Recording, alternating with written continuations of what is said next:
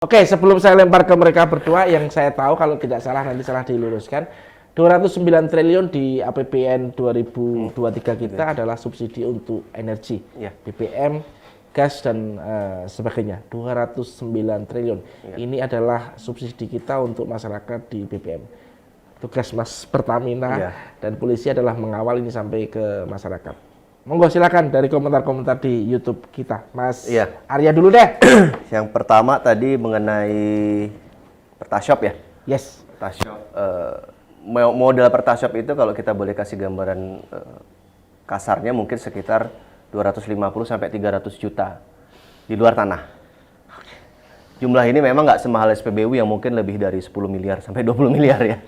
Karena kalau di Balikpapan ini orang kayaknya lebih enak buka hotel daripada buka SPBU karena memang kosnya luar biasa tinggi. Yang kedua tadi mengenai apa? IKN ya?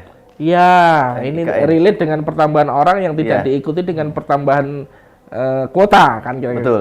Jadi memang ini sebenarnya agak sedikit warning ya karena kan Balikpapan dan Samarinda ini sudah didaulat menjadi dua kota penyangga IKN.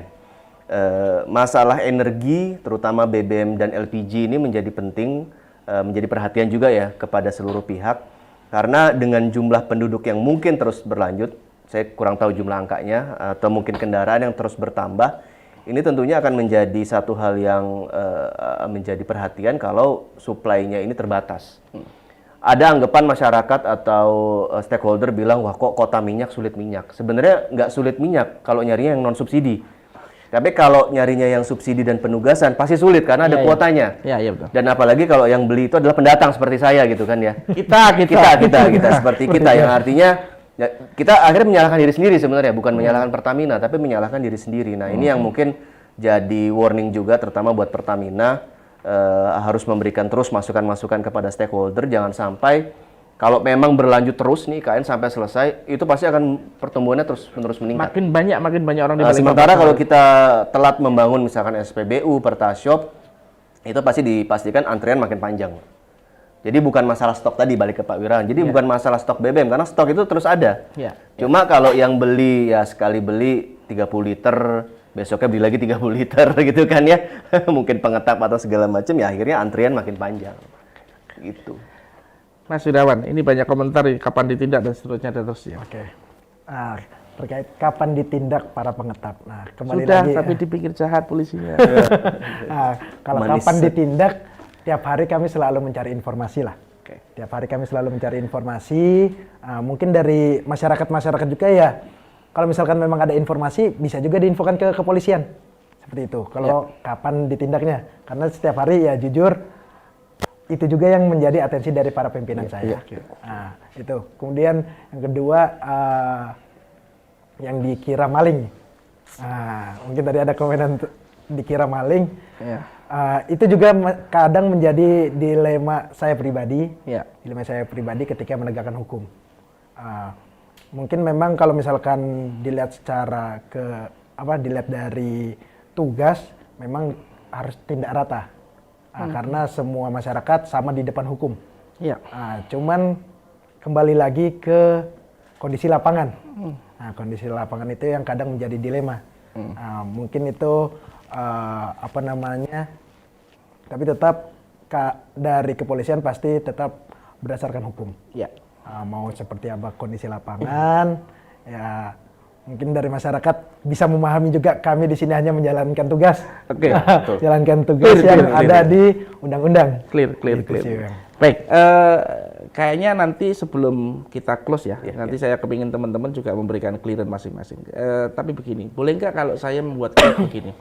Apa yang terjadi di distribusi kita, kalaupun ada kebocoran ke SPBU Mini, ke mana-mana, atau barangkali sedikit ke tambang barangkali, menurut saya di Kalimantan Timur masih dalam batas kewajaran. Kalau saya boleh kasih disclaimer itu ya, masih dalam kewajaran, artinya biasa banget sebenarnya ya. Tapi keterbatasan gap antara kuota dan demand inilah yang menjadi masalah paling utama, kira-kira begitu ya. Itu satu. Yang kedua, kemudian penambahan kuota, dan tadi sebelum live kita mengatakan bahwasanya kita tidak ada orang Kalimantan Timur yang memaksa agar kuotanya tambah. Karena tidak ada orang Komisi 7 di... Oh, waduh, itu kan, itu lupa kan, jangan sampai lupa. Oke, semuanya wajar sebenarnya. Kemudian polisi juga sudah begitu melakukan hal-hal yang saya pikir kalau tidak keterlaluan tidak ditindak juga kan. Kita menganggap SPBU yang ada Pertamina ini adalah bagian daripada ekosistem yang ya sudahlah ada, karena itu juga membantu karena kurangnya SPBU yang ada kan, mengurangi kemacetan. Baik, saya sebelum ke itu saya ke Mas Arya satu putaran deh. Mas Arya, saya tertarik kepada kuota, kemudian ada dugaan apakah kuota itu nyampe ke SPBU, dan karena yang dihitung adalah yang keluar dari nozzle SPBU. Betul. Adakah kepastian bahwasanya jumlah kuota yang menjadi haknya Kalimantan Timur itu dihitung di akhir tahun? Dihitung di akhir tahun. Ini kan katanya masih bilang 10%, 5%, ada 75%. Di ending itu akan dihitung nggak bahwasanya Kalimantan Timur kuotanya sudah habis semuanya? Ini kekhawatiran bahwasanya yang dihitung kan yang tidak kencing. Kita tidak menutup kemungkinan ada yang kencing di laut. Kan gitu kira-kira. Jadi kalau kita sudah berbicara kuota, ini sebenarnya hubungannya sama penggantian melalui APBN.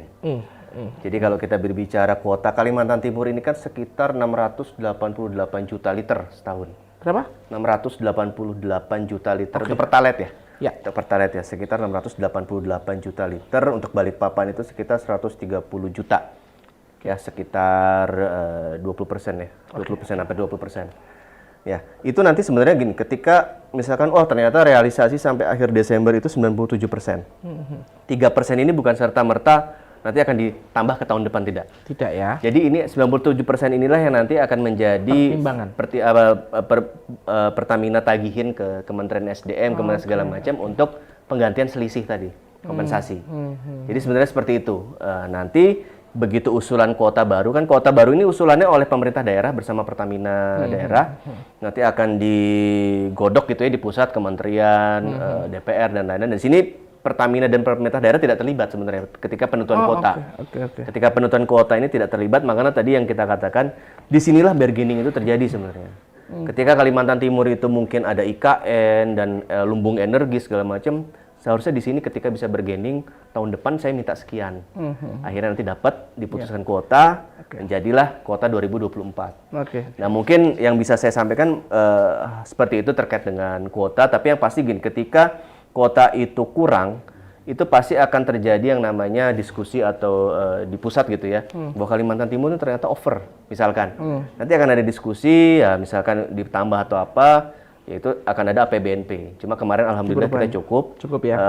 Solar dan LPG justru yang mungkin ditambah gitu ya, ada tambahan sedikit. Kalau Pertalite alhamdulillah cukup. Tapi tadi lagi-lagi, walaupun cukup di SPBU, antriannya tetap panjang. Itu dia.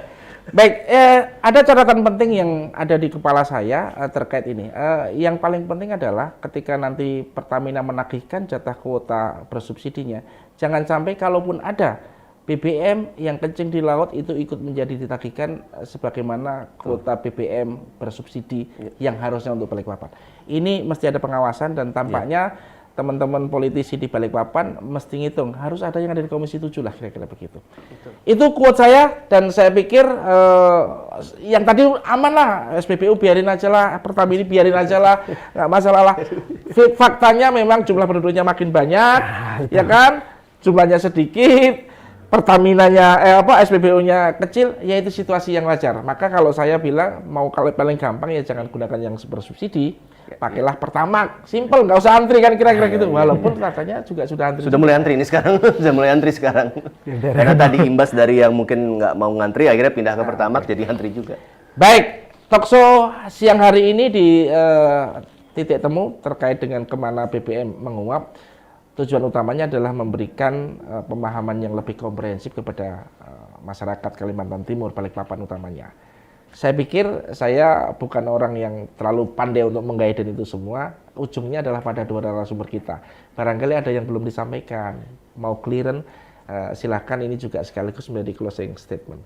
Dari Mas Wirawan dulu, monggo silahkan dimanfaatkan waktunya yang sebaik-baiknya untuk memberikan juga edukasi kepada masyarakat. Silakan Mas. Oke, mungkin untuk clearance ini saya lebih enak menjawab judulnya ini. Oke.